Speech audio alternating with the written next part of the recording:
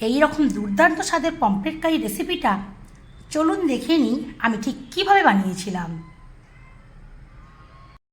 Hello বন্ধুরা, welcome back to my YouTube channel.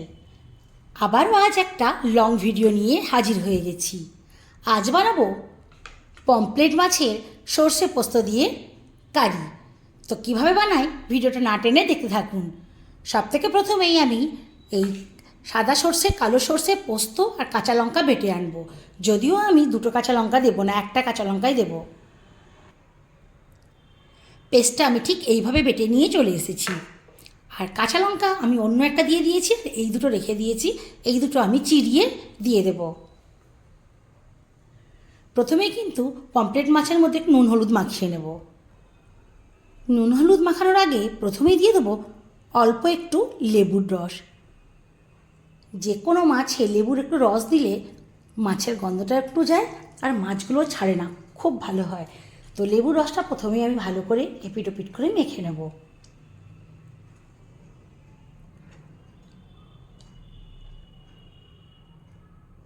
মাখা হয়ে গেছে। এখন আমি হাতে করে 1 চিমটি নুন দিয়ে দেব, আর দেবো সামান্য একটু হলুদের গুঁড়ো। এবার ভালো করে মেখে নেব, যাতে করে দুটো সাইডে খুব ভালোভাবে নুন হলুদ মেখে যায়। আর এই যে পেঁচানো অংশের মধ্যে একটু কালারটাও ঢুকতে হবে বা নুনটাও ঢুকতে হবে, সেই জন্য একটু ভালো করে মেখে দেব।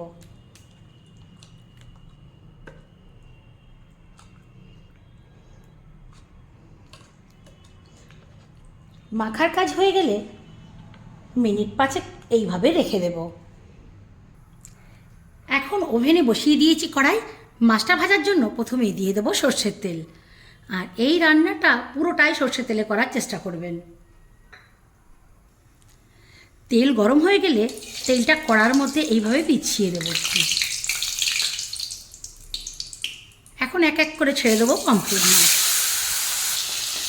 মাছটা যেহেতু অনেকটাই বড়, তাই একটা একটা করেই ভেজে নেব। পমফ্রেট মাছ কিন্তু খুব বেশি ভাজা যাবে না।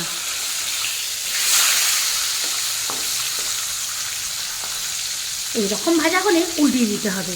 আবারও এই পিঠটা একইভাবে উল্টিয়ে নেব। দুটো সাইডই আমি উল্টে পাল্টে ভালো করে ভেজে নিয়েছি। এখন আমি উঠিয়ে নেব। দেখুন ভাজাটা ঠিক এই রকম হবে, খুব বেশি ফ্রাই না আর একদমও কাঁচা না। এই যে ঠিক এই রকম। বাকি তেলের মধ্যে যে পমফ্রেটটা আছে এটাও ভেজে নেব। এখন এই মাছটাকে উল্টিয়ে দেবো। এই মাছটাও একটু ভাজা হয়ে গেল। আমি একটু কাজে বিজি হয়ে গেছিলাম, এটা একটু বেশি কড়া ভাজা হয়ে গেছে। যাই হোক, এটাও ভেজে আমি তুলে নিলাম। এই যে এখন দুটো মাছই ভাজা হয়ে গেছে। চলুন পরবর্তী পর্যায়ে চলে যাই। গরম কড়াইয়ের মধ্যে দিয়ে দেবো আরও একটু সর্ষের তেল। এখন দেবো কালো জিরে। কালো জিরেটা 1/2 চামচ। আর দুটো যে কাঁচা লঙ্কা নিয়েছিলাম, কাঁচা লঙ্কাগুলো হাফ চিরিয়ে দিয়ে দেবো। তো কাঁচা লঙ্কাগুলো হাফ চিরিয়ে নিয়েছি, এর মধ্যে দিয়ে দিলাম। আর দিয়ে দেবো পেঁয়াজ বাটা।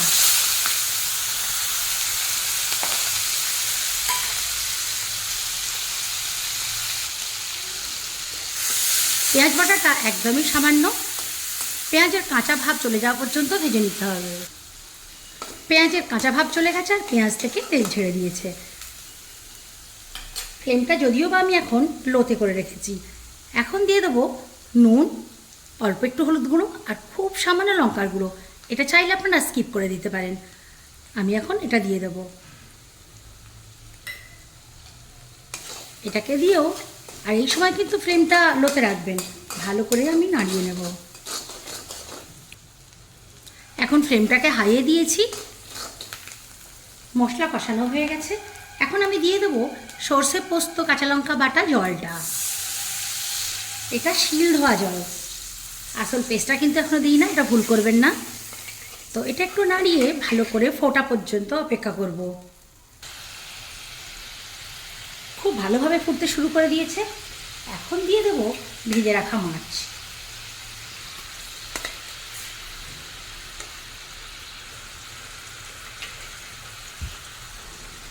ঢাকা দিয়ে লো ফ্লেমে মিনিট 5 রান্না করে নেব। 5 মিনিট পর ফিরে আসলাম। যদিও বা মাঝখানে আমি একবার উল্টিয়ে দিয়েছিলাম মাছটাকে। এখন ফ্লেমটাকে হাইয়ে করে দেব। আর এই যে সর্ষে পোস্ত কাঁচা লঙ্কা পেটে রেখেছিলাম, এই পেস্টটা এখন দিয়ে দেব।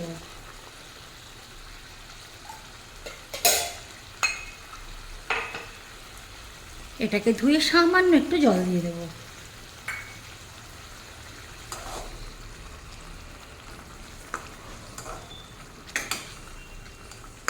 এখন সর্ষেটাকে দেওয়ার পর মিনিট 2 আমি ঢেকে দেব। ফিরে আসলাম 2 মিনিট পর। এবার একটু নাড়িয়ে দেব। গ্রেভিটা দেখুন কতটা গাঢ় হয়ে গেছে। আচ্ছা, এই সময় আমি একটু নুনটা চেক করে নেব। একদম ঠিকঠাক হয়েছে। আর এই যে বাটিতে একটু তেল ছিল, কাঁচা সর্ষের তেল, এখন আমি ওপর থেকে দিয়ে দেব। আর এই সময় ফ্লেমটাকে আমি লোতে রেখে দেব। 1 মিনিট রান্না করব, তাহলেই হয়ে যাবে। 1 মিনিট হয়ে গেছে। এখন আমি ওভেনটা অফ করে দেব। ফিরে আসছি ফাইনাল লুকে। তো বন্ধুরা, এই ছিল ফাইনাল লুক। তো বন্ধুরা, দেখতেই পেলেন আমি কিভাবে বানালাম সর্ষে পোস্ত দিয়ে পমফ্রেট কারি।